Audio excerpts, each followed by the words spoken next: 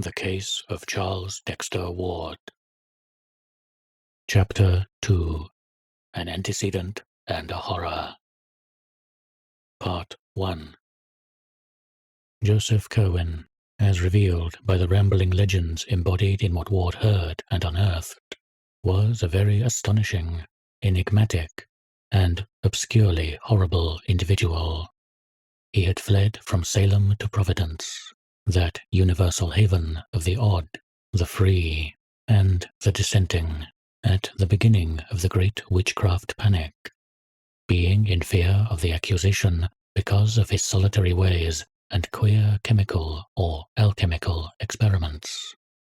He was a colourless-looking man of about 30, and was soon found qualified to become a freeman of Providence, thereafter buying a home lot just north of Gregory Dexter's at about the foot of Olney Street. His house was built on Stamper's Hill, west of the town street, in what later became Olney Court, and in 1761 he replaced this with a larger one on the same site, which is still standing. Now the first odd thing about Joseph Cohen was that he did not seem to grow much older than he had been on his arrival. He engaged in shipping enterprises, purchasing wharfage near Mile End Cove, helped rebuild the Great Bridge in 1730, and in 1723 was one of the founders of the Congregational Church on the hill. But always did he retain the nondescript aspect of a man not greatly over 30 or 35. As decades mounted up, this singular quality began to excite wide notice. But Cohen always explained it by saying that he came of hardy forefathers, and practiced a simplicity of living which did not wear him out. How such simplicity could be reconciled with the inexplicable comings and goings of the secretive merchant, and with the queer gleaming of his windows at all hours of night, was not very clear to the townsfolk, and they were prone to assign other reasons for his continued youth and longevity. It was held, for the most part, that Cohen's incessant mixings and boilings of chemicals had much to do with his condition. Gossip spoke of the strange substances he brought from London and the Indies on his ships or purchased in Newport, Boston, and New York, and when old Dr. Jabez Bowen came from Rehoboth and opened his apothecary shop across the Great Bridge at the sign of the Unicorn and Mortar, there was ceaseless talk of the drugs, acids, and metals that the taciturn recluse incessantly bought or ordered from him. Acting on the assumption that Cohen possessed a wondrous and secret medical skill, many sufferers of various sorts applied to him for aid. But though he appeared to encourage their belief in a non-committal way, and always gave them odd-coloured potions in response to their requests, it was observed that his ministrations to others seldom proved of benefit. At length, when over 50 years had passed since the stranger's advent, and without producing more than 5 years' apparent change in his face and physique, the people began to whisper more darkly, and to meet more than halfway that desire for isolation which he had always shown. Private letters and diaries of the period reveal, too, a multitude of other reasons why Joseph Cohen was marvelled at, feared, and finally shunned like a plague. His passion for graveyards, in which he was glimpsed at all hours and under all conditions, was notorious, though no one had witnessed any deed on his part which could actually be termed ghoulish.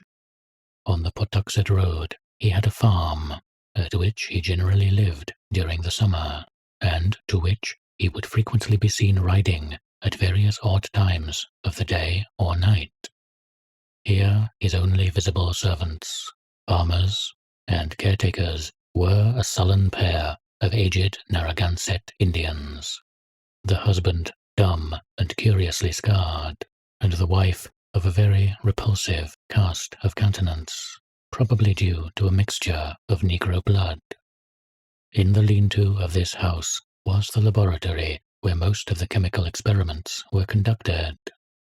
Curious porters and teamers who delivered bottles, bags, or boxes at the small rear door would exchange accounts of the fantastic flasks, crucibles, alembics, and furnaces they saw in the low-shelved room, and prophesied in whispers that the close-mouthed chemist, by which they meant alchemist, would not be long in finding the philosopher's stone. The nearest neighbors to this farm, the Fenners, a quarter of a mile away, had still queerer things to tell of certain sounds which they insisted came from the Cohen place in the night. There were cries, they said, and sustained howlings, and they did not like the large number of livestock which thronged the pastures, for no such amount was needed to keep a lone old man and a very few servants in meat, milk, and wool. The identity of the stock seemed to change from week to week as new droves were purchased from the Kingstown farmers. Then, too, there was something very obnoxious about a certain great stone outbuilding with only high narrow slits for windows. Great bridge idlers likewise had much to say of Cohen's townhouse in Olney Court. Not so much the fine new one built in 1761, where the man must have been nearly a century old, but the first low gambrel-roofed one with the windowless attic and shingled sides, whose timbers he took the peculiar precaution of burning after its demolition. Here there was less mystery, it is true, but the hours at which the lights were seen, the secretiveness of the two swarthy foreigners who comprised the only men-servants, the hideous and indistinct mumbling of the incredibly aged French housekeeper, the large amounts of food seen to enter a door within which only 4 persons lived, and the quality of certain voices often heard in muffled conversation at highly unseasonable times, all combined with what was known as the Potoxet Farm to give the place a bad name. In choicer circles, too, the Cohen home was by no means undiscussed, for as the newcomer had gradually worked into the church and trading life of the town, he had naturally made acquaintances of the better sort, whose company and conversation he was well fitted by education to enjoy. His birth was known to be good, since the Cohens or Corwins of Salem needed no introduction in New England. It developed that Joseph Cohen had travelled very much in early life, living for a time in England and making at least 2 voyages to the Orient, and his speech, when he deigned to use it, was that of a learned and cultivated Englishman. But for some reason or other, Cohen did not care for society. Whilst never actually rebuffing a visitor, he always reared such a wall of reserve that few could think of anything to say to him which would not sound inane. There seemed to lurk in his bearing some cryptic, sardonic arrogance, as if he had come to find all human beings dull through having moved among stranger and more potent entities. When Dr. Checkley, the famous wit, came from Boston in 1738 to be rector of King's Church, he did not neglect calling on one of whom he soon heard so much, but left in a very short while because of some sinister undercurrent he detected in his host's discourse. Charles Ward told his father, when they discussed Cohen one winter evening, that he would give much to learn what the mysterious old man had said to the sprightly cleric, but that all diarists agree concerning Dr. Checkley's reluctance to repeat anything he had heard. The good man had been hideously shocked, and could never recall Joseph Cohen without a visible loss of the gay urbanity for which he was famed. More definite, however, was the reason why another man of taste and breeding avoided the haughty hermit.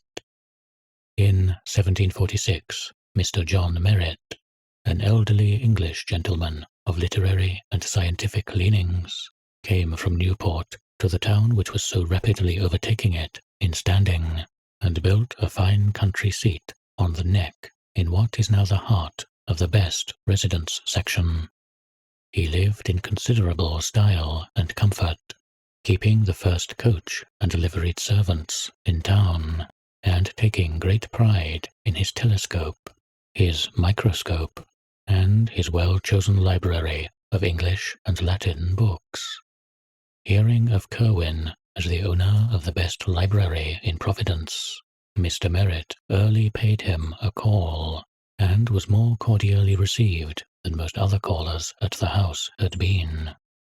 His admiration for his host's ample shelves, which, besides the Greek, Latin, and English classics, were equipped with a remarkable battery of philosophical, mathematical, and scientific works, including Paracelsus, Agricola, Van Helmont, Sylvius, Glauber, Boyle, Boerhaave, Becher, and Stahl, led Cohen to suggest a visit to the farmhouse and laboratory whither he had never invited anyone before, and the two drove out at once in Mr. Merritt's coach. Mr. Merritt always confessed to seeing nothing really horrible at the farmhouse, but maintained that the titles of the books in the special library of thaumaturgical, alchemical, and theological subjects which Cohen kept in a front room were alone sufficient to inspire him with a lasting loathing. Perhaps, however, the facial expression of the owner in exhibiting them contributed much of the prejudice. The bizarre collection, besides a host of standard works which Mr. Merritt was not too alarmed to envy, embraced nearly all the Kabbalists, demonologists, and magicians known to man, and was a treasure house of lore in the doubtful realms of alchemy and astrology. Hermes Trismegistus in Mesnard's edition, the Turba Philosophorum, Gerber's Liber Investigationis, and Artefinius's Key of Wisdom all were there, with the Kabbalistic Zohar, Peter Jammy's set of Albertus Magnus, Raymond Lully's Ars Magna et Ultima in Zetzner's edition, Roger Bacon's Thesaurus Chemicus, Flood's Clavis Alchemiae, and Trithemius's De Lapide Philosophico crowding them close. Medieval Jews and Arabs were represented in profusion, and Mr. Merritt turned pale when, upon taking down a fine volume conspicuously labelled as the Qanum-e-Islam, he found it was, in truth, the forbidden Necronomicon of the mad Arab Abdul al-Hazred, of which he had heard such monstrous things whispered some years previously after the exposure of nameless rites at the strange little fishing village of Kingsport, in the province of the Massachusetts Bay. But, oddly enough, the worthy gentleman owned himself most impalpably disquieted by a mere minor detail. On the huge mahogany table there lay face downward a badly worn copy of Berellus, bearing many cryptical marginalia and interlineations in Cohen's hand. The book was open at about its middle, and one paragraph displayed such thick and tremulous penstrokes beneath the lines of mystic black letter that the visitor could not resist scanning it through. Whether it was the nature of the passage underscored, or the feverish heaviness of the strokes which formed the underscoring, he could not tell. But something in that combination affected him very badly and very peculiarly. He recalled it to the end of his days, writing it down from memory in his diary, and once trying to recite it to his close friend Dr. Checkley, till he saw how greatly it disturbed the urbane rector. It read: The essential salts of animals may be so prepared and preserved that an ingenious man may have the whole Ark of Noah in his own study, and raise the fine shape of an animal out of its ashes at his pleasure, and by the like method, from the essential salts of human dust, a philosopher may, without any criminal necromancy, call up the shape of any dead ancestor from the dust whereinto his body has been incinerated. It was near the docks, along the southerly part of the town street, however, that the worst things were muttered about Joseph Cohen.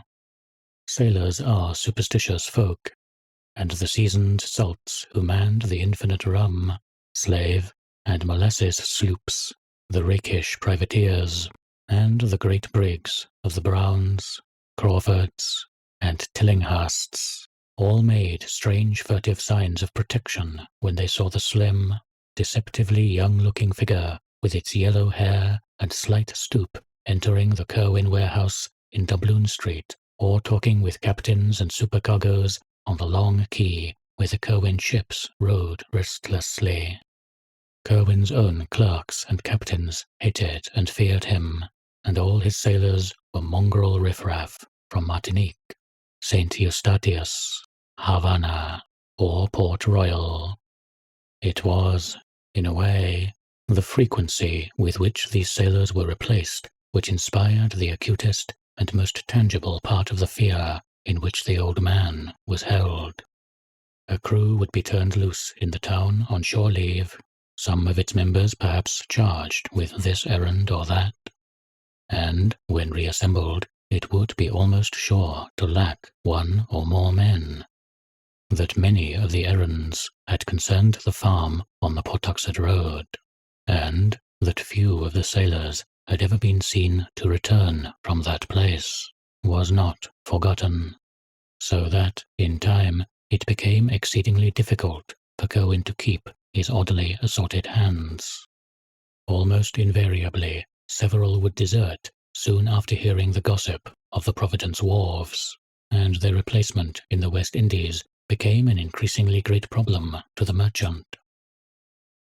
In 1760, Joseph Cohen was virtually an outcast, suspected of vague horrors and demonic alliances which seemed all the more menacing because they could not be named, understood, or even proved to exist. The last straw may have come from the affair of the missing soldiers in 1758, for in March and April of that year 2 royal regiments on their way to New France were quartered in Providence, and depleted by an inexplicable process far beyond the average rate of desertion. Rumour dwelt on the frequency with which Cohen was wont to be seen talking with the red-coated strangers, and as several of them began to be missed, people thought of the odd conditions among his own seamen. What would have happened if the regiments had not been ordered on? No one can tell. Meanwhile, the merchant's worldly affairs were prospering. He had a virtual monopoly of the town's trade in saltpeter, black pepper, and cinnamon, and easily led any other one shipping establishment, save the Browns, in his importation of brassware, indigo, cotton, woolens, salt, rigging, iron, paper, and English goods of every kind. Such shopkeepers as James Green, at the sign of the Elephant in Cheapside, the Russells, at the sign of the Golden Eagle across the bridge, or Clark and Nightingale at the Frying Pan and Fish near the new coffee house, depended almost entirely upon him for their stock, and his arrangements with the local distillers, the Narragansett dairymen and horse breeders, and the Newport candle makers, made him one of the prime exporters of the colony. Ostracized though he was, he did not lack for civic spirit of a sort. When the colony house burned down, he subscribed handsomely to the lotteries by which the new brick one, still standing at the head of its parade in the old Main Street, was built in 1761. In that same year, too, he helped rebuild the Great Bridge after the October gale. He replaced many of the books of the public library consumed in the Colony House fire, and bought heavily in the lottery that gave the muddy market parade and deep-rutted town street their pavement of great round stones with a brick footwalk, or causey, in the middle. About this time, also, he built the plain but excellent new house whose doorway is still such a triumph of carving. When the Whitefield adherents broke off from Dr. Cotton's Hill Church in 1746 and founded Deacon Snow's Church across the bridge, Cohen had gone with them, though his zeal and attendance soon abated.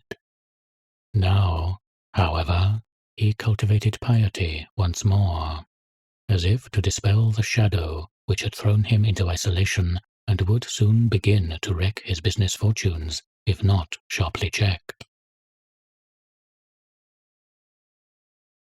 Part 2. The sight of this strange, pallid man, hardly middle-aged in aspect, yet certainly not less than a full century old, seeking, at last, to emerge from a cloud of fright and detestation too vague to pin down or analyze, was at once a pathetic, a dramatic, and a contemptible thing. Such is the power of wealth and of surface gestures, however, that there came indeed a slight abatement in the visible aversion displayed toward him, especially after the rapid disappearances of his sailors abruptly ceased. He must likewise have begun to practice an extreme care and secrecy in his graveyard expeditions, for he was never again caught at such wanderings, whilst the rumours of uncanny sounds and manoeuvres at his Pawtuxet farm diminished in proportion. His rate of food consumption and cattle replacement remained abnormally high, but not until modern times, when Charles Ward examined a set of his accounts and invoices in the Shepley Library, did it occur to any person, save one embittered youth, perhaps, to make dark comparisons between the large number of guinea blacks he imported until 1766, and the disturbingly small number for whom he could produce bona fide bills of sale either to slave dealers at the Great Bridge or to the planters of the Narragansett country. Certainly, the cunning and ingenuity of this abhorred character were uncannily profound, once the necessity for their exercise had become impressed upon him. But of course, the effect of all this belated mending was necessarily slight. Cohen continued to be avoided and distrusted, as indeed the one fact of his continued air of youth at a great age would have been enough to warrant, and he could see that in the end his fortunes would be likely to suffer.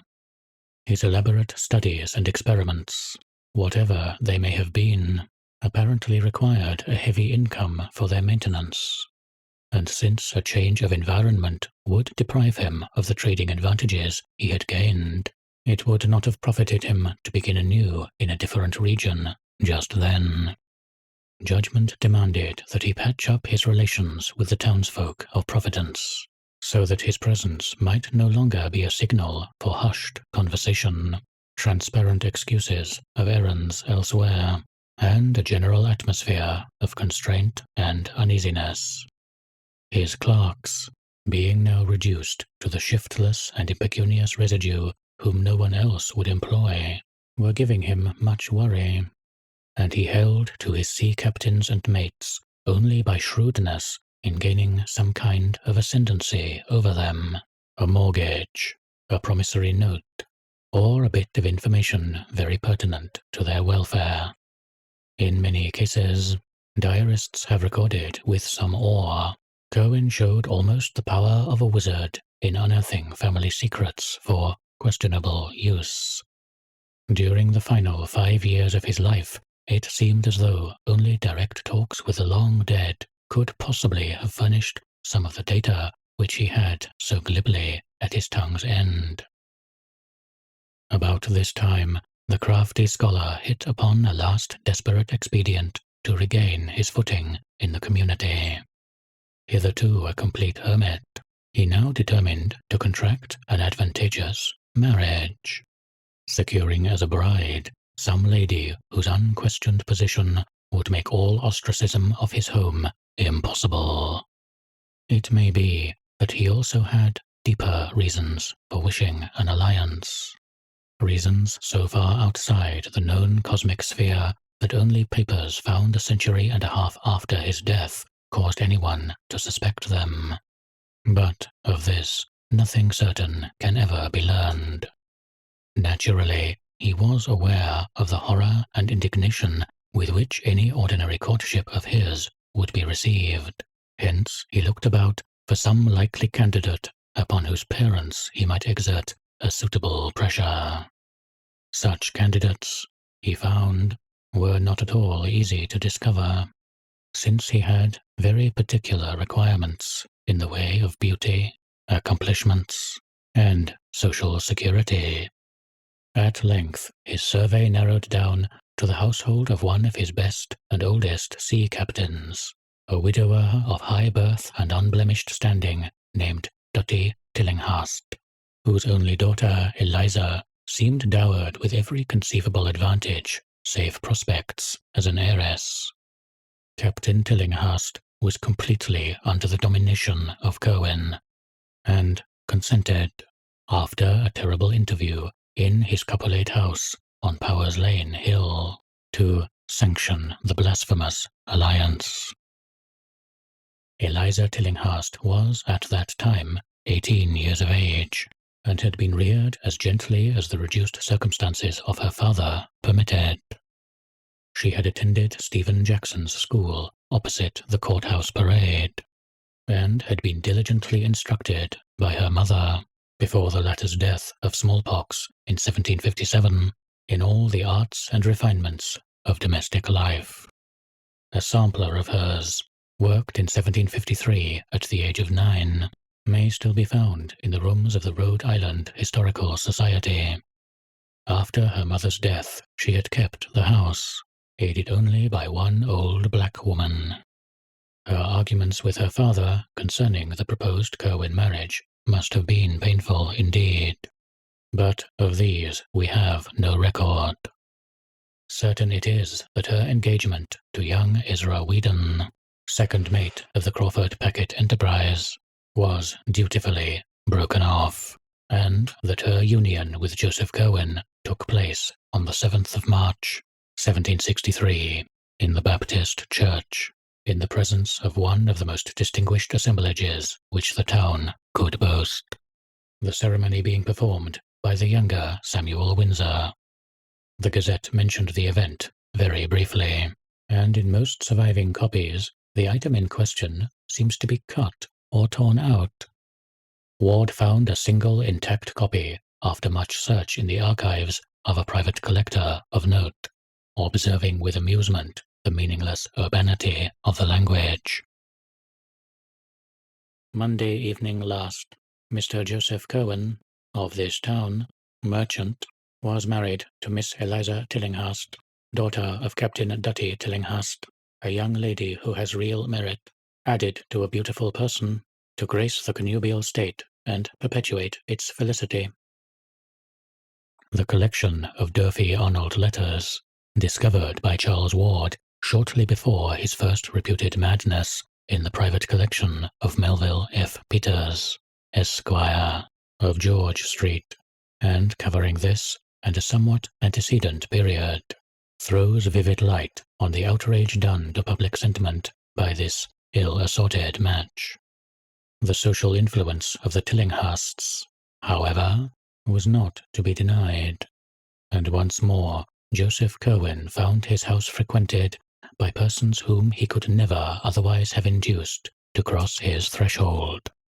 His acceptance was by no means complete, though his bride was socially the sufferer through her forced venture, but, at all events, the wall of utter ostracism was somewhat worn down. In his treatment of his wife, the strange bridegroom astonished both her and the community by displaying an extreme graciousness and consideration. The new house in Olney Court was now wholly free from disturbing manifestations, and although Cohen was much absent at the Pawtuxet farm, which his wife never visited, he seemed more like a normal citizen than at any other time in his long years of residence. Only one person remained in open enmity with him, this being the youthful ship's officer whose engagement to Eliza Tillinghast had been so abruptly broken. Ezra Whedon had frankly vowed vengeance, and though of a quiet and ordinarily mild disposition, was now gaining a hate-bred, dogged purpose which boded no good to the usurping husband. On the 7th of May, 1765, Cohen's only child, Anne, was born, and was christened by the Reverend John Graves of King's Church, of which both husband and wife had become communicants shortly after their marriage, in order to compromise between their respective Congregational and Baptist affiliations. The record of this birth, as well as that of the marriage 2 years before, was stricken from most copies of the church and town annals where it ought to appear, and Charles Ward located both with the greatest difficulty after his discovery of the widow's change of name had apprised him of his own relationship, and engendered the feverish interest which culminated in his madness. The birth entry, indeed, was found very curiously through correspondence with the heirs of the loyalist Dr. Graves, who had taken with him a duplicate set of records when he left his pastorate at the outbreak of the Revolution. Ward had tried this source because he knew that his great-great-grandmother, Anne Tillinghast Potter, had been an Episcopalian. Shortly after the birth of his daughter, an event he seemed to welcome with a fervour greatly out of keeping with his usual coldness, Cohen resolved to sit for a portrait. This he had painted by a very gifted Scotsman named Cosmo Alexander, then a resident of Newport, and since famous as the early teacher of Gilbert Stuart. The likeness was said to have been executed on a wall panel of the library of the house in Olney Court, but neither of the two old diaries mentioning it gave any hint of its ultimate disposition. At this period, the erratic scholar showed signs of unusual abstraction, and spent as much time as he possibly could at his farm on the Pawtuxet Road. He seemed, it was stated, in a condition of suppressed excitement or suspense, as if expecting some phenomenal thing or on the brink of some strange discovery. Chemistry or alchemy would appear to have played a great part, for he took from his house to the farm the greater number of his volumes on that subject. His affectation of civic interest did not diminish, and he lost no opportunities for helping such leaders as Stephen Hopkins, Joseph Brown, and Benjamin West in their efforts to raise the cultural tone of the town, which was then much below the level of Newport in its patronage of the liberal arts. He had helped Daniel Jenks found his bookshop in 1763, and was thereafter his best customer, extending aid likewise to the struggling gazette that appeared each Wednesday at the sign of Shakespeare's Head.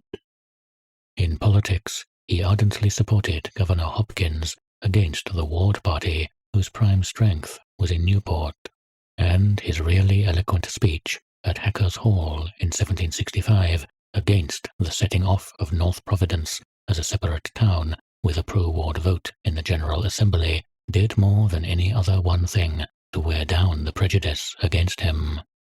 But Ezra Whedon, who watched him closely, sneered cynically at all this outward activity, and freely swore it was no more than a mask for some nameless traffic with the blackest gulfs of Tartarus. The revengeful youth began a systematic study of the man and his doings whenever he was in port, spending hours at night by the wharves with a dory in readiness when he saw lights in the Cohen warehouses, and following the small boat which would sometimes steal quietly off and down the bay. He also kept as close a watch as possible on the Pawtuxet farm, and was once severely bitten by the dogs the old Indian couple loosed upon him. Part 3.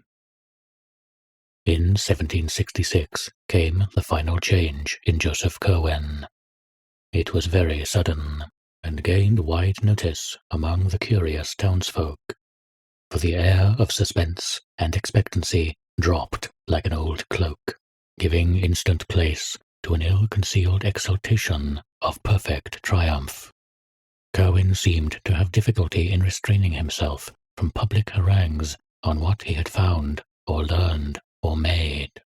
But apparently the need of secrecy was greater than the longing to share his rejoicing, for no explanation was ever offered by him. It was after this transition, which appears to have come early in July, that the sinister scholar began to astonish people by his possession of information which only their long-dead ancestors would seem to be able to impart. But Cohen's feverish secret activities by no means ceased with this change. On the contrary, they tended rather to increase, so that more and more of his shipping business was handled by the captains whom he now bound to him by ties of fear as potent as those of bankruptcy had been. He altogether abandoned the slave trade, alleging that its profits were constantly decreasing. Every possible moment was spent at the Pawtuxet farm, though there were rumors, now and then, of his presence in places which, though not actually near graveyards, were yet so situated in relation to graveyards that thoughtful people wondered just how thorough the old merchant's change of habits really was. Ezra Whedon, though his periods of espionage were necessarily brief and intermittent on account of his sea voyaging, had a vindictive persistence which the bulk of the practical townsfolk and farmers lacked, and subjected Cohen's affairs to a scrutiny such as they had never had before. Many of the odd manoeuvres of the strange merchant's vessels had been taken for granted on account of the unrest of the times, when every colonist seemed determined to resist the provisions of the Sugar Act which hampered a prominent traffic. Smuggling and evasion were the rule in Narragansett Bay, and nocturnal landings of illicit cargoes were continuous commonplaces. But Whedon, night after night, following the lighters or small sloops which he saw steal off from the Cohen warehouses at the town street docks, soon felt assured that it was not merely His Majesty's armed ships which the sinister skulker was anxious to avoid. Prior to the change in 1766, these boats had, for the most part, contained chained Negroes, who were carried down and across the bay and landed at an obscure point on the shore just north of Pawtuxet, being afterward driven up the bluff and across country to the Cohen farm, where they were locked in that enormous stone outbuilding which had only high narrow slits for windows. After that change, however, the whole program was altered. Importation of slaves ceased at once, and, for a time, Cohen abandoned his midnight sailings. Then, about the spring of 1767, a new policy appeared. Once more the lighters grew wont to put out from the black, silent docks, and this time they would go down the bay some distance, perhaps as far as Namquit Point, where they would meet and receive cargo from strange ships of considerable size and widely varied appearance. Cohen's sailors would then deposit this cargo at the usual point on the shore, and transport it overland to the farm, locking it in the same cryptical stone building which had formerly received the Negroes.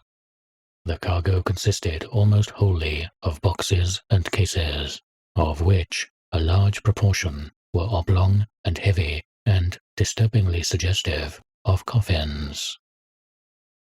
Whedon always watched the farm with unremitting assiduity, visiting it each night for long periods, and seldom letting a week go by without a sight except when the ground bore a footprint revealing snow. Even then, he would often walk as close as possible in the travelled road or on the ice of the neighbouring river to see what tracks others might have left.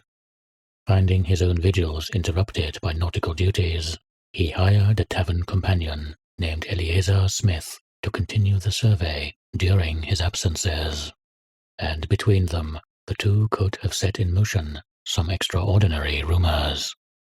That they did not do so was only because they knew the effect of publicity would be to warn their quarry and make further progress impossible. Instead, they wished to learn something definite before taking any action. What they did learn must have been startling indeed, and Charles Ward spoke many times to his parents of his regret at Whedon's later burning of his notebooks.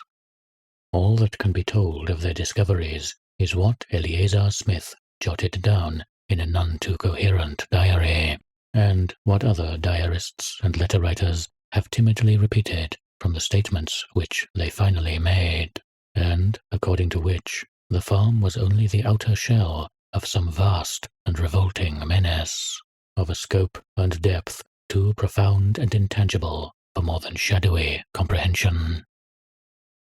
It is gathered that Whedon and Smith became early convinced that a great series of tunnels and catacombs, inhabited by a very sizable staff of persons besides the old Indian and his wife, underlay the farm.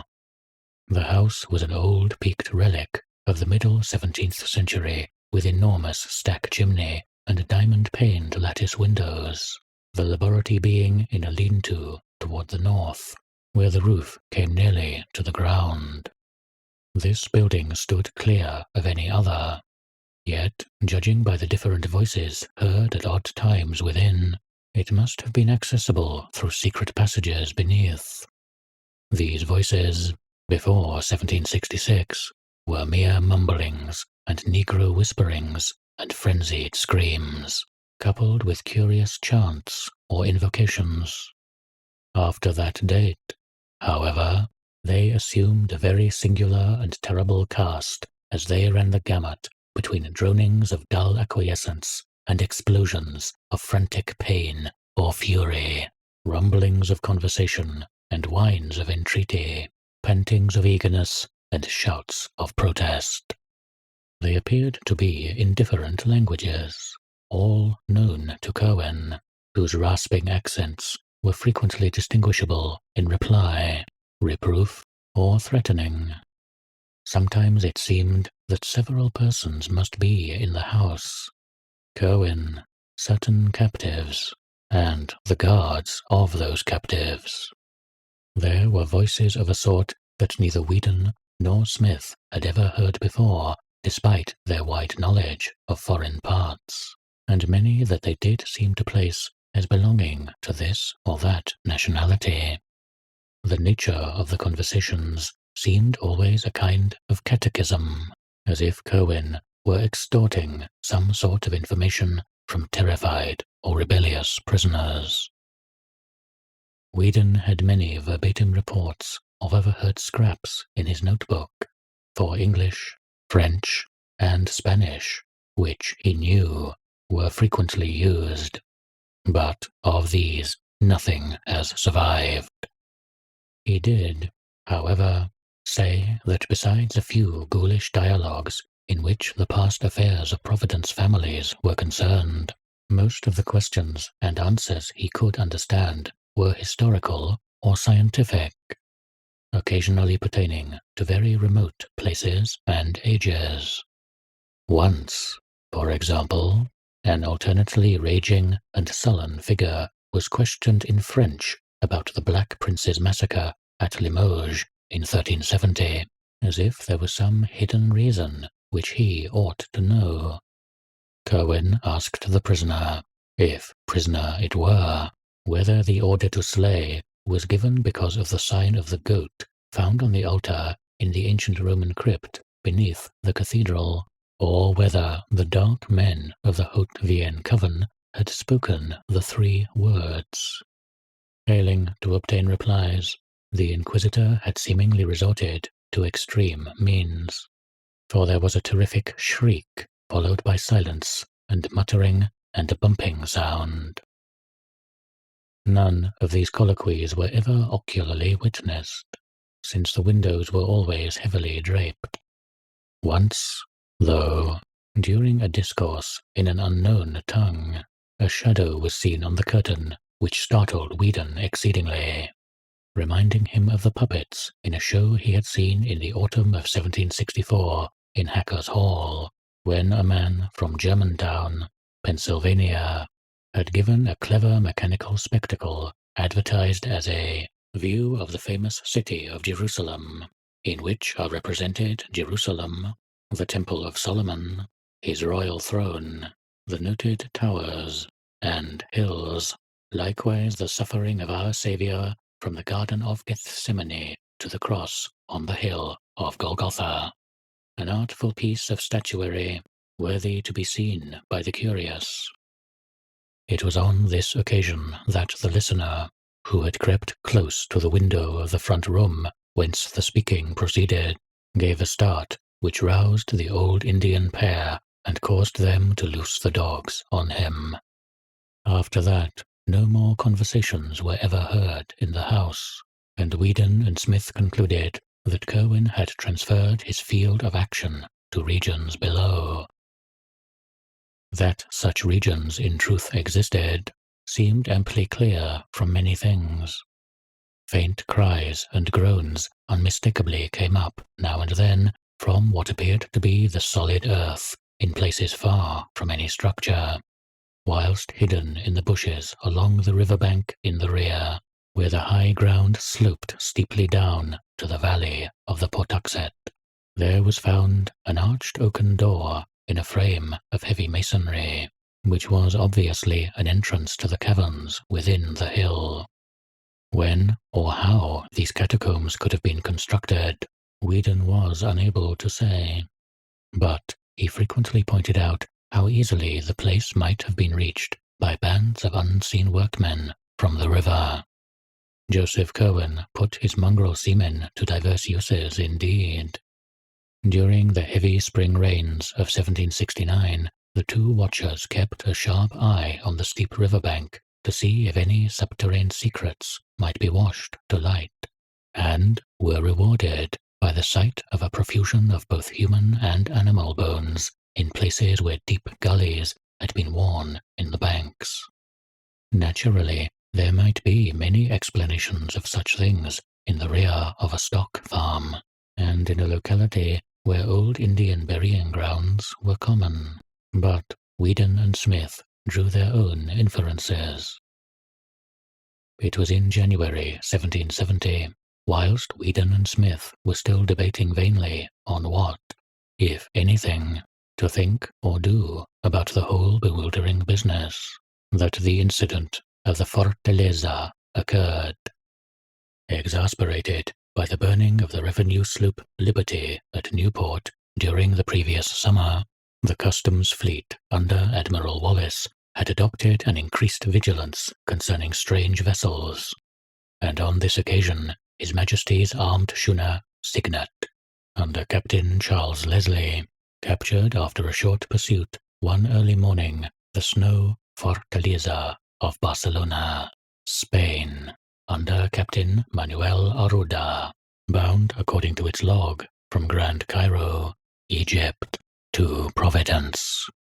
When searched for contraband material, the ship revealed the astonishing fact that its cargo consisted exclusively of Egyptian mummies, consigned to Sailor ABC, who would come to remove his goods in a lighter just off Namquist Point, and whose identity Captain Arruda felt himself in honor bound not to reveal.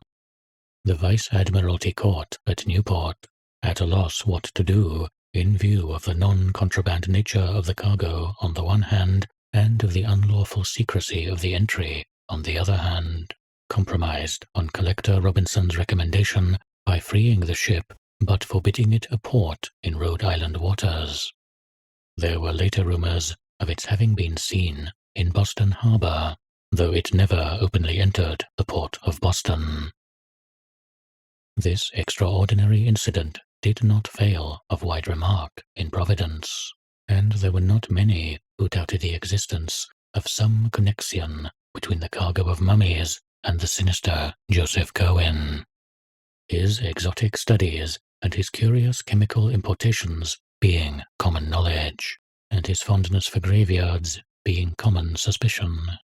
It did not take much imagination to link him with a freakish importation which could not conceivably have been destined for anyone else in the town.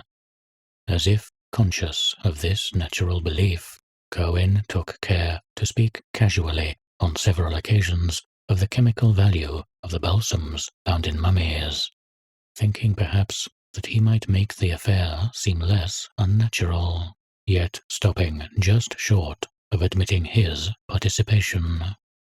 Whedon and Smith, of course, felt no doubt whatsoever of the significance of the thing, and indulged in the wildest theories concerning Cohen and his monstrous labours.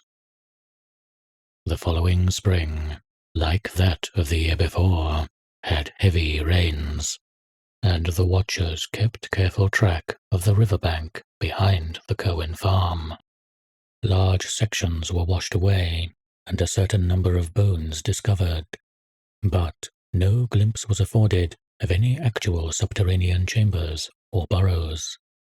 Something was rumoured, however, at the village of Pawtuxet, about a mile below, where the river flows in falls over a rocky terrace to join the placid landlocked cove.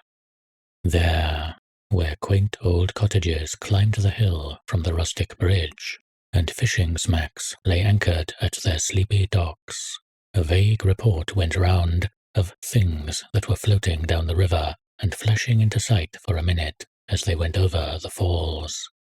Of course, the Pawtuxet is a long river which winds through many settled regions, abounding in graveyards, and of course the spring rains had been very heavy. But the fisherfolk about the bridge did not like the wild way that one of the things stared as it shot down to the still water below, or the way that another half cried out, although its condition had greatly departed from that of objects which normally cry out. That rumour sent Smith, for Whedon was just then at sea, in haste to the river-bank behind the farm, where surely enough there remained the evidences of an extensive cave-in. There was, however, no trace of a passage into the steep bank, for the miniature avalanche had left behind a solid wall of mixed earth and shrubbery from aloft. Smith went to the extent of some experimental digging, but was deterred by lack of success, or perhaps by fear of possible success. It is interesting to speculate on what the persistent and revengeful Whedon would have done had he been ashore at the time. Part 4. By the autumn of 1770, Whedon decided that the time was ripe to tell others of his discoveries, for he had a large number of facts to link together, and a second eyewitness to refute the possible charge that jealousy and vindictiveness had spurred his fancy. As his first confidant, he selected Captain James Matthewson of the Enterprise, who, on the one hand, knew him well enough not to doubt his veracity, and, on the other hand, was sufficiently influential in the town to be heard in turn with respect. The colloquy took place in an upper room of Sabin's Tavern near the docks, with Smith present to corroborate virtually every statement, and it could be seen that Captain Matthewson was tremendously impressed. like nearly everyone else in the town, he had had black suspicions of his own anent Joseph Cohen.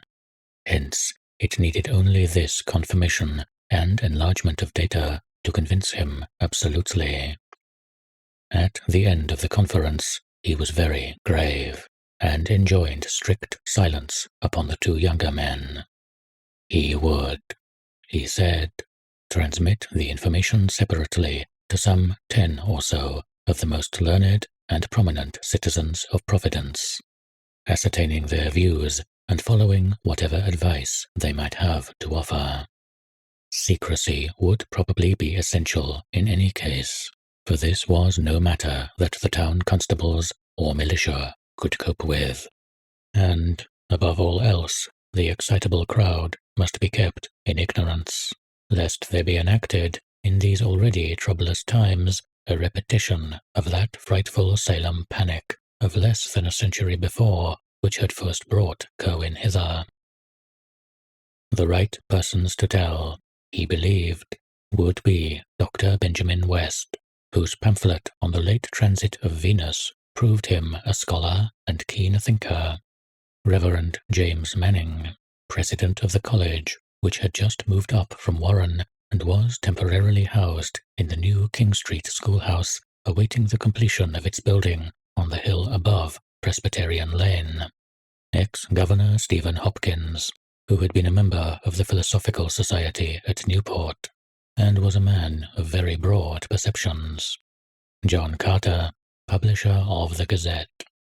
All 4 of the Brown brothers, John, Joseph, Nicholas, and Moses, who formed the recognized local magnates, and of whom Joseph was an amateur scientist of parts. Old Dr. Jabez Bowen, whose erudition was considerable, and who had much first-hand knowledge of Cohen's odd purchases, and Captain Abraham Whipple, a privateer of phenomenal boldness and energy who could be counted on to lead in any active measures needed. These men, if favorable, might eventually be brought together for collective deliberation, and with them would rest the responsibility of deciding whether or not to inform the governor of the colony, Joseph Wanton of Newport, before taking action. The mission of Captain Mathewson prospered beyond his highest expectations, for whilst he found 1 or 2 of the chosen confidants somewhat sceptical of the possible ghastly side of Whedon's tale, there was not one who did not think it necessary to take some sort of secret and coordinated action. Cohen, it was clear, formed a vague potential menace to the welfare of the town and colony, and must be eliminated at any cost.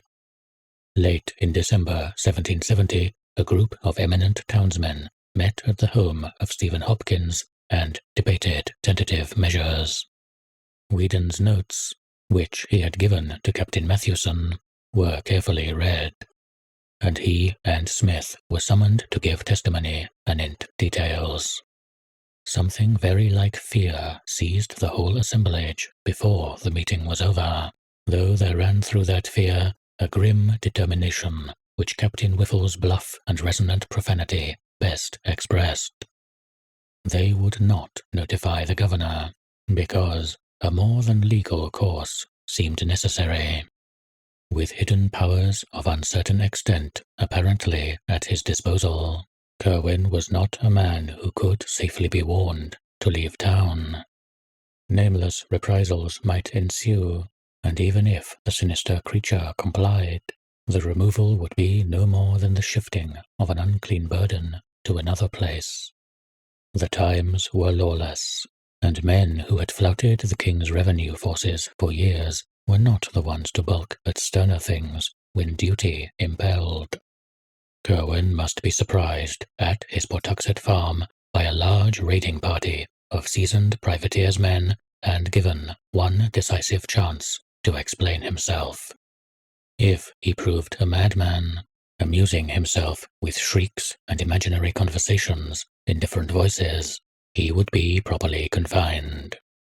If something graver appeared, And if the underground horrors indeed turned out to be real, he and all with him must die.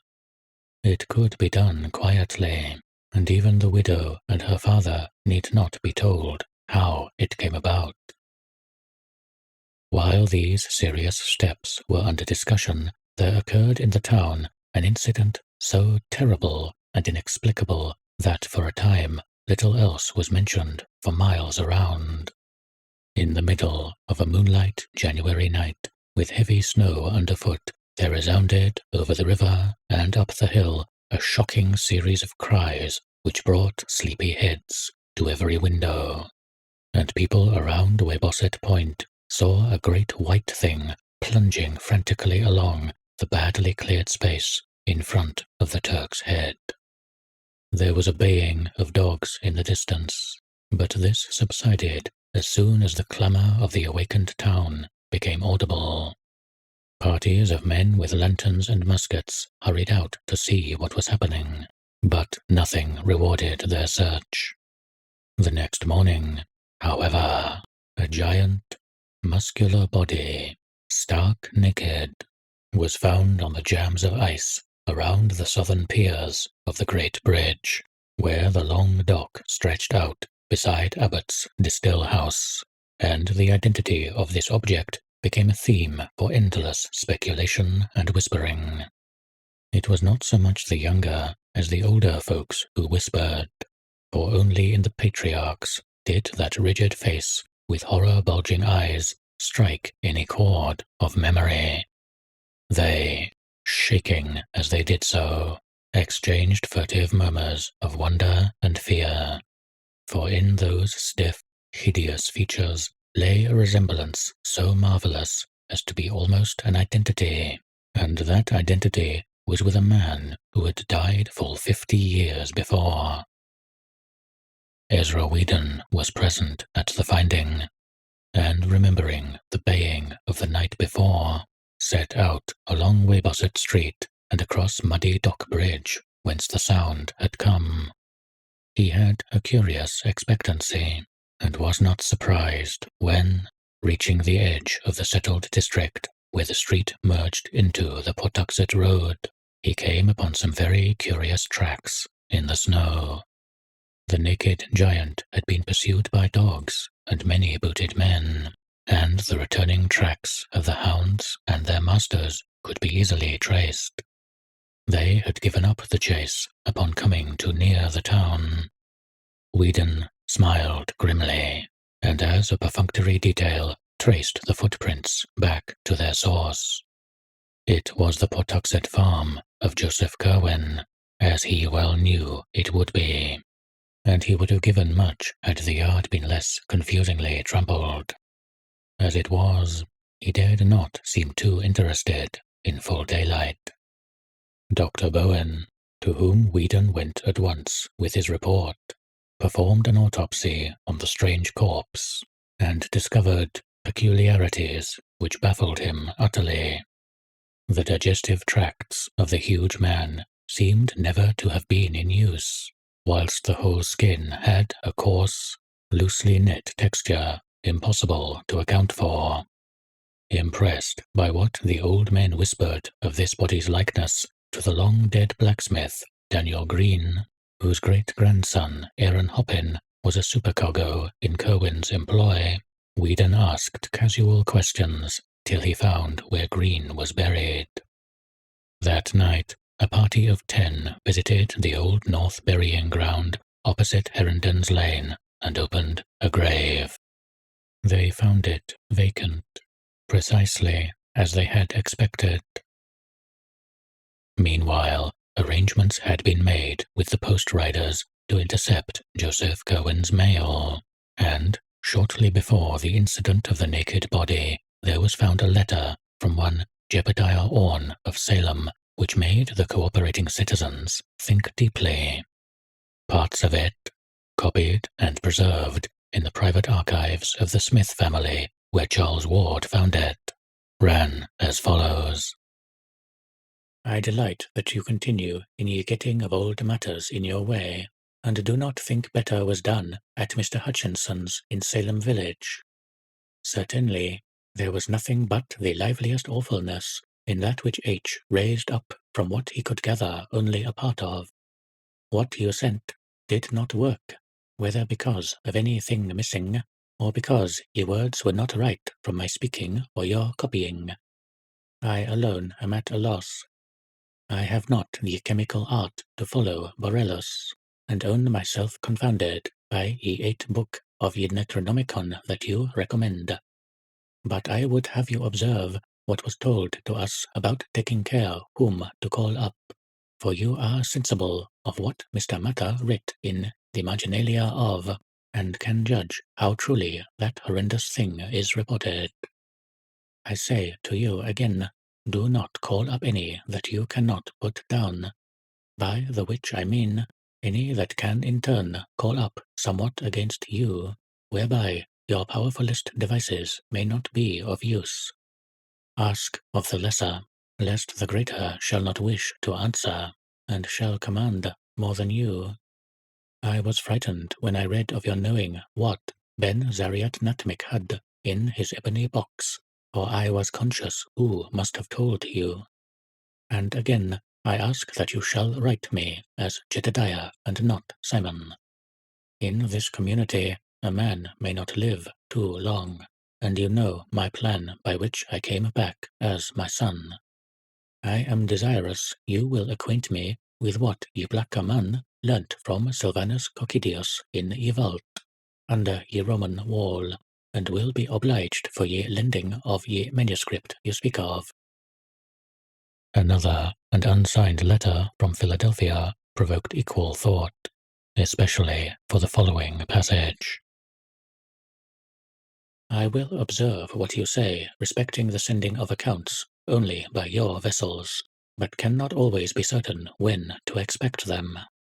In the matter spoke of, I require only one more thing, but wish to be sure I apprehend you exactly. You inform me that no part must be missing if the finest effects are to be had, but you cannot but know how hard it is to be sure. It seems a great hazard and burthen to take away the whole box, and in town, i.e., St. Peter's, St. Paul's, St. Mary's, or Christ Church, it can scarce be done at all. But I know what imperfections were in the one I raised up October last, and how many live specimens you were forced to employ before you hit upon the right mode in the year 1766. So will be guided by you in all matters. I am impatient for your break, and inquire daily at Mr. Biddle's wharf. A third suspicious letter was sent in an unknown tongue and even an unknown alphabet. In the Smith diary found by Charles Ward, a single, oft-repeated combination of characters is clumsily copied, and authorities at Brown University have pronounced the alphabet Amharic or Abyssinian, although they do not recognize the word. None of these epistles was ever delivered to Cohen, though the disappearance of Jedediah Orne from Salem, as recorded shortly afterward, showed that the Providence men took certain quiet steps. The Pennsylvania Historical Society also has some curious letters received by Dr. Shippen regarding the presence of an unwholesome character in Philadelphia. But more decisive steps were in the air, and it is in the secret assemblages of sworn and tested sailors and faithful old privateersmen in the brown warehouses by night that we must look for the main fruits of Whedon's disclosures.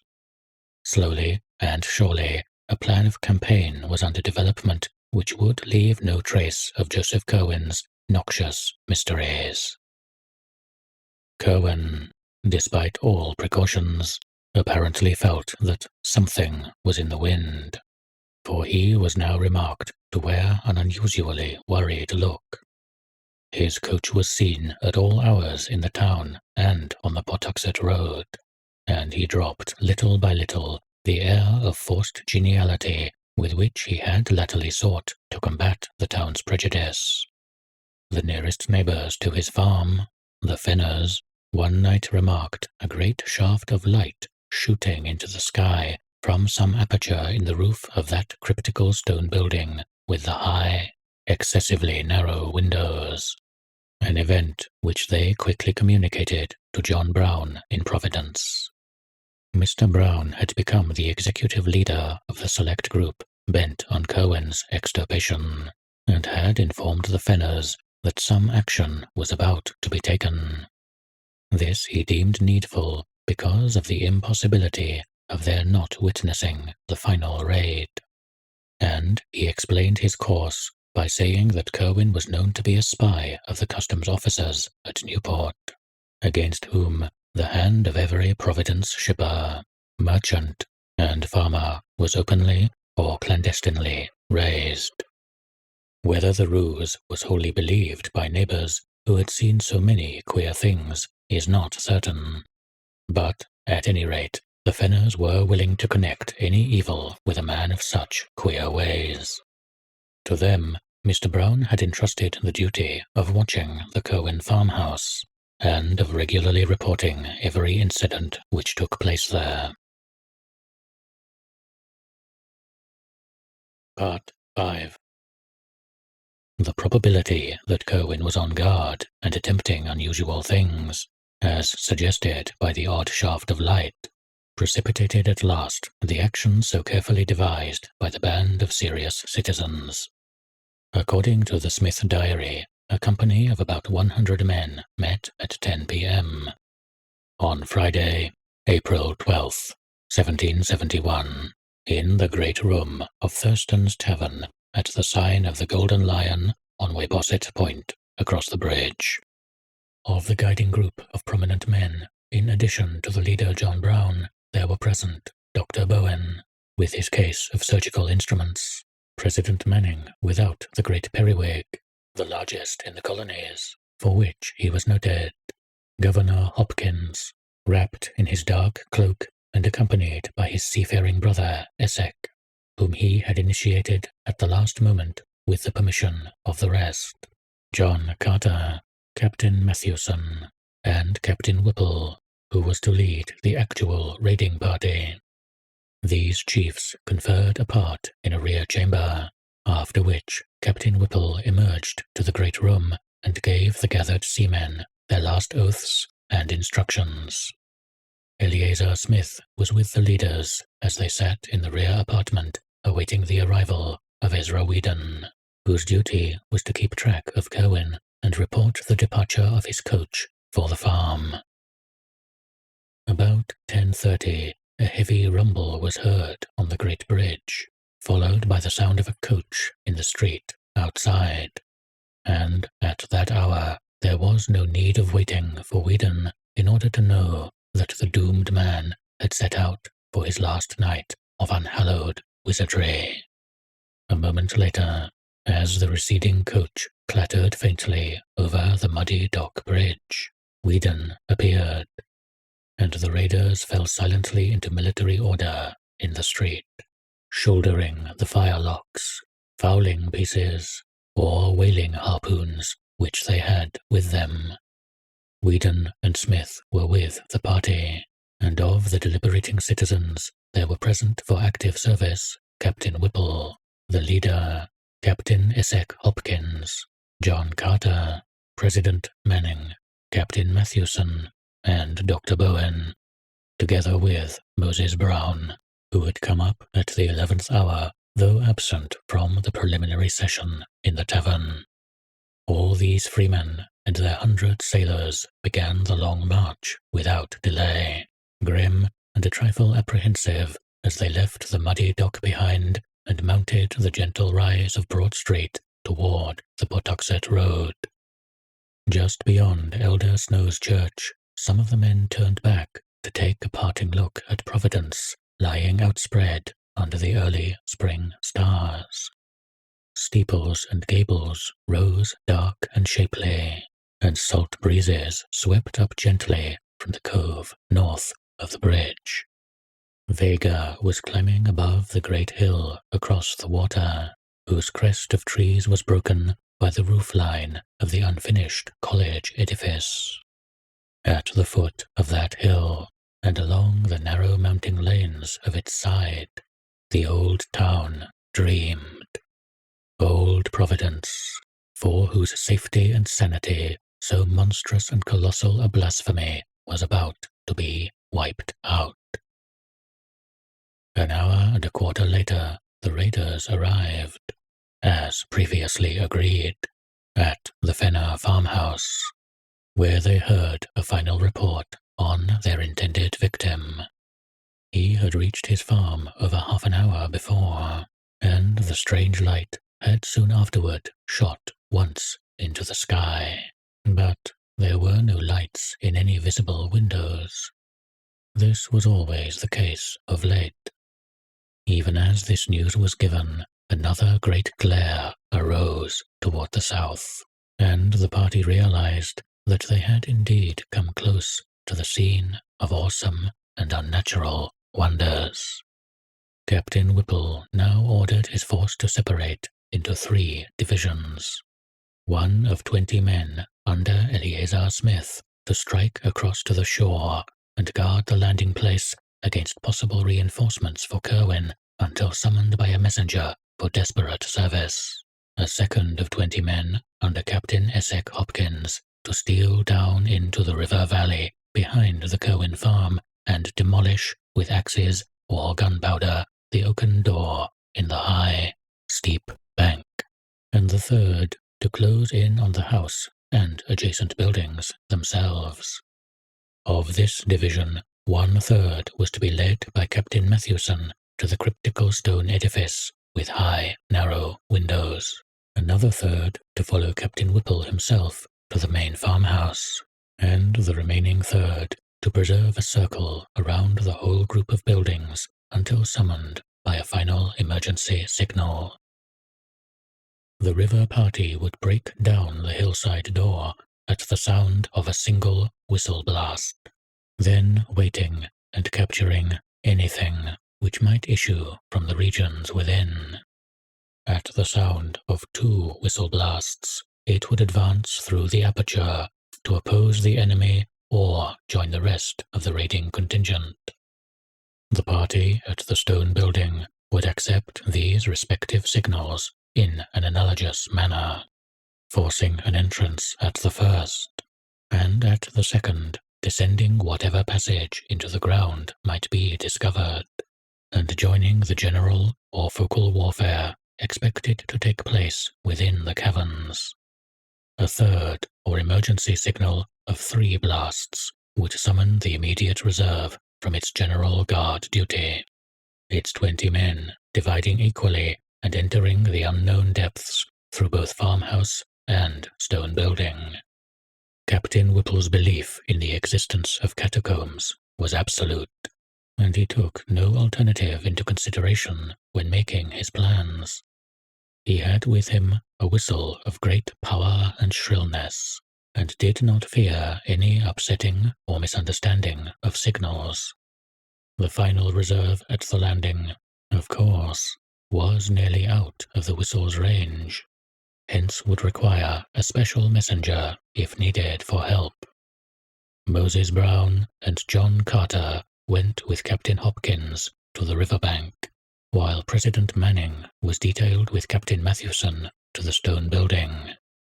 Dr. Bowen, with Ezra Whedon, remained in Captain Whipple's party, which was to storm the farmhouse itself. The attack was to begin as soon as a messenger from Captain Hopkins had joined Captain Whipple to notify him of the river party's readiness. The leader would then deliver the loud single blast, and the various advance parties would commence their simultaneous attack on 3 points.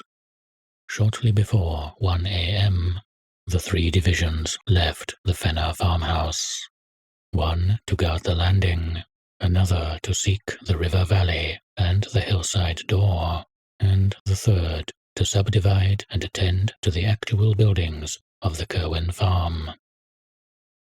Eleazar Smith, who accompanied the shore-guarding party, records in his diary an uneventful march and a long wait on the bluff by the bay, broken once by what seemed to be the distant sound of the signal whistle, and again by a peculiar muffled blend of roaring and crying and a powder blast which seemed to come from the same direction. Later on, one man thought he caught some distant gunshots, and still later, Smith himself felt the throb of titanic and thunderous words resounding in upper air. It was just before dawn that a single haggard messenger with wild eyes and a hideous unknown odor about his clothing appeared, and told the detachment to disperse quietly to their homes and never again think or speak of the night's doings or of him who had been Joseph Cohen. Something about the bearing of the messenger carried a conviction which his mere words could never have conveyed. For though he was a seaman well known to many of them, there was something obscurely lost or gained in his soul which set him for evermore apart. It was the same later on when they met other old companions who had gone into that zone of horror. Most of them had lost or gained something imponderable and indescribable. They had seen or heard or felt something which was not for human creatures, and could not forget it.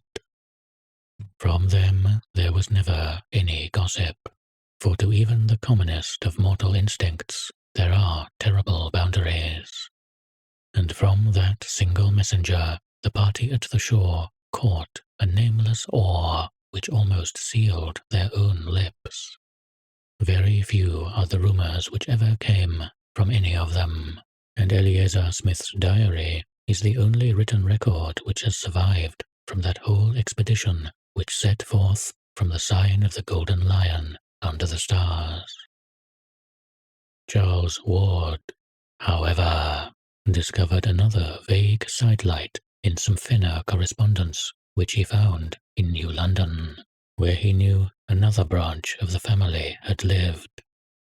It seems that the Fenners, from whose house the doomed farm was distantly visible, had watched the departing columns of raiders, and had heard very clearly the angry barking of the Cohen dogs, followed by the first shrill blast which precipitated the attack.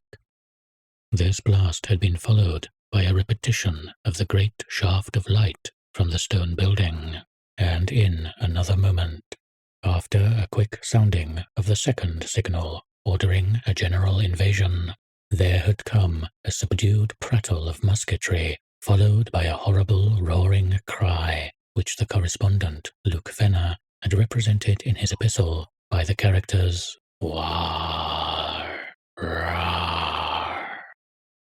This cry, however, had possessed a quality which no mere writing could convey, and the correspondent mentions that his mother fainted completely at the sound. It was later repeated, less loudly, and further but more muffled evidences of gunfire ensued, together with a loud explosion of powder from the direction of the river. About an hour afterward, all the dogs began to bark frightfully, and there were vague ground rumblings, so marked that the candlesticks tottered on the mantelpiece. A strong smell of sulphur was noted, and Luke Fenner's father declared that he heard the third or emergency whistle signal, though the others failed to detect it. Muffled musketry sounded again, followed by a deep scream, less piercing but even more horrible than those which had preceded it. A kind of throaty, nastily plastic cough or gurgle whose quality as a scream must have come more for its continuity and psychological import than from its actual acoustic value. Then the flaming thing burst into sight at a point where the Cohen farm ought to lie, and the human cries of desperate and frightened men were heard. Muskets flashed and cracked, and the flaming thing fell to the ground. A second flaming thing appeared, and a shriek of human origin was plainly distinguished. Fenner wrote that he could even gather a few words belched in frenzy. "Almighty, protect thy lamb." Then there were more shots, and the second flaming thing fell. After that came silence for about 3/4 of an hour, at the end of which time little Arthur Fenner, Luke's brother, exclaimed that he saw a red fog going up to the stars from the accursed farm in the distance. No one but the child can testify to this, but Luke admits the significant coincidence implied by the panic of almost convulsive fright which at the same moment arched the backs and stiffened the fur of the 3 cats then within the room. 5 minutes later, a chill wind blew up, and the air became suffused with such an intolerable stench that only the strong freshness of the sea could have prevented its being noticed by the shore party or by any wakeful souls in Pawtuxet village. The stench was nothing which any of the Fenners had ever encountered before, and produced a kind of clutching, amorphous fear beyond that of the tomb or the charnel house. Close upon it came the awful voice which no hapless hearer will ever be able to forget.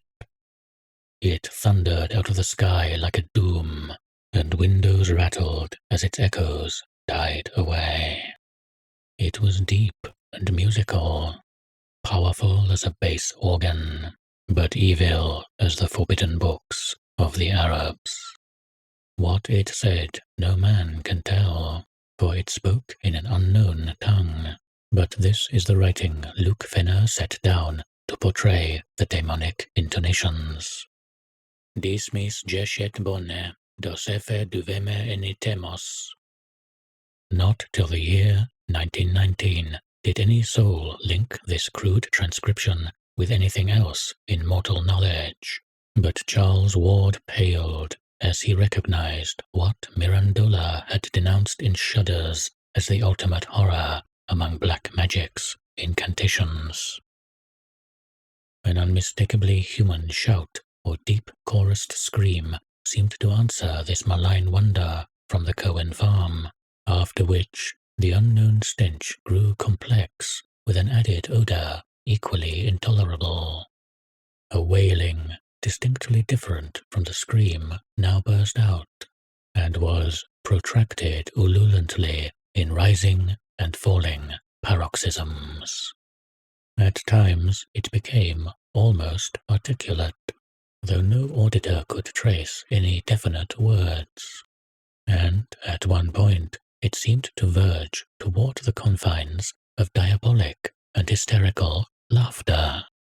Then a yell of utter, ultimate fright and stark madness wrenched from scores of human throats, a yell which came strong and clear despite the depth from which it must have burst, after which darkness and silence ruled all things. Spirals of acrid smoke descended to blot out the stars, though no flames appeared, and no buildings were observed to be gone or injured on the following day.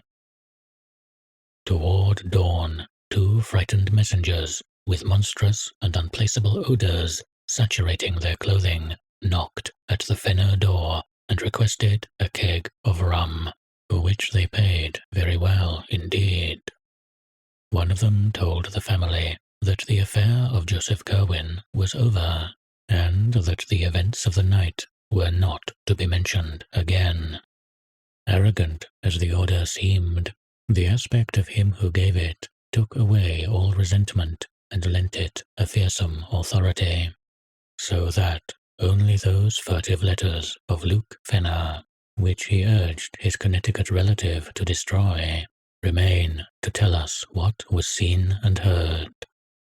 The non-compliance of that relative, whereby the letters were saved after all, has alone kept the matter from a merciful oblivion. Charles Ward had one detail to add as a result of a long canvass of Pawtuxet residents for ancestral traditions. Old Charles Slocum of that village said that there was known to his grandfather a queer rumor concerning a charred, distorted body found in the fields a week after the death of Joseph Cohen was announced. What kept the talk alive was the notion that this body, so far as could be seen in its burnt and twisted condition, was neither thoroughly human nor wholly allied to any animal which Pawtuxet folk had ever seen or read about. Part 6. Not one man who participated in that terrible raid could ever be induced to say a word concerning it, and every fragment of the vague data which survives comes from those outside the final fighting party. There is something frightful in the care with which these actual raiders destroyed every scrap which bore the least allusion to the matter. 8 sailors had been killed, but although their bodies were not produced, their families were satisfied with the statement that a clash with customs officers had occurred. The same statement also covered the numerous cases of wounds, all of which were extensively bandaged and treated only by Dr. Jabez Bowen, who had accompanied the party. Hardest to explain was the nameless odor clinging to all the raiders, a thing which was discussed for weeks. Of the citizen leaders, Captain Whipple and Moses Brown were most severely hurt, and letters of their wives testify the bewilderment which their reticence and close guarding of their bandages produced. Psychologically, every participant was aged, sobered, and shaken. It is fortunate that they were all strong men of action and simple, orthodox religionists, for with more subtle introspectiveness and mental complexity they would have fared ill indeed. President Manning was the most disturbed, but even he outgrew the darkest shadow and smothered memories in prayers. Every man of those leaders had a stirring part to play in later years, and it is perhaps fortunate that this is so. Little more than a 12-month afterward, Captain Whipple led the mob who burnt the review ship Gaspee, and in this bold act we may trace one step in the blotting out of unwholesome images. There was delivered to the widow of Joseph Cohen a sealed leaden coffin of curious design, obviously found ready on the spot when needed, in which she was told her husband's body lay. He had, it was explained, been killed in a customs battle about which it was not politic to give details.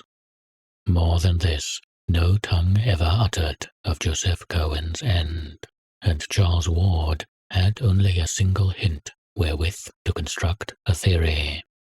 This hint was the merest thread, a shaky underscoring of a passage in Jedediah Orne's confiscated letter to Cohen, as partly copied in Ezra Whedon's handwriting.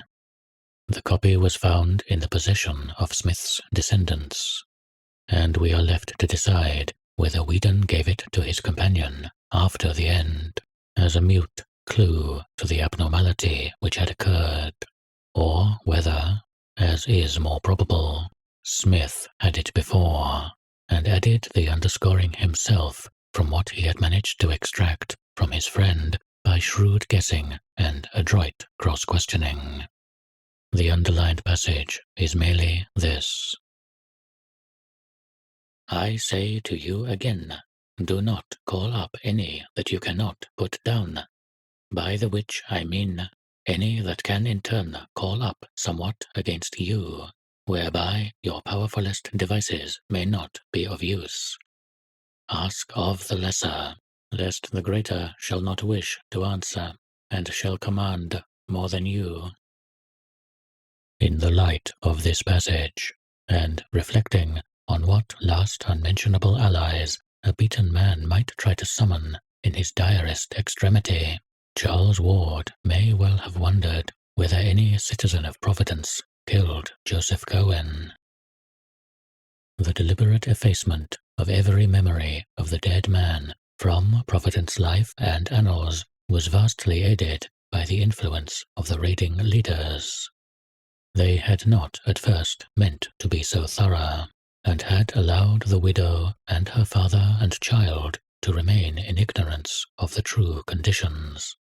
But Captain Tillinghast was an astute man, and soon uncovered enough rumors to whet his horror and cause him to demand that his daughter and granddaughter change their name, burn the library and all remaining papers, and chisel the inscription from the slate slab above Joseph Cohen's grave. He knew Captain Whipple well, and probably extracted more hints from that bluff mariner than anyone else ever gained respecting the end of the accursed sorcerer. From that time on, the obliteration of Cohen's memory became increasingly rigid, extending at last, by common consent, even to the town records and files of the Gazette.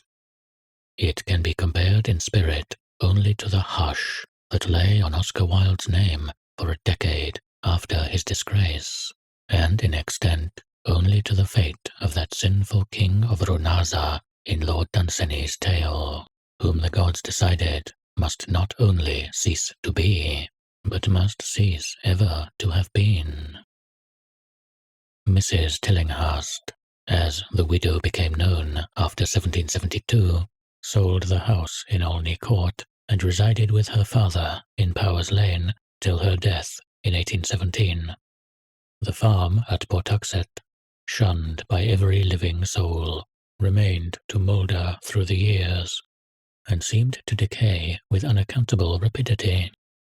By 1780, only the stone and brickwork were standing, and by 1800, even these had fallen to shapeless heaps. None ventured to pierce the tangled shrubbery on the river bank, behind which the hillside door may have lain, nor did any try to frame a definite image of the scenes amidst which Joseph Cohen departed from the horrors he had wrought. Only robust old Captain Whipple was heard by alert listeners to mutter once in a while to himself, "Pox on that!" But he had no business to laugh while he screamed. 'Twas as though the damned had summat up his sleeve. For 1/2 crown I'd burn his house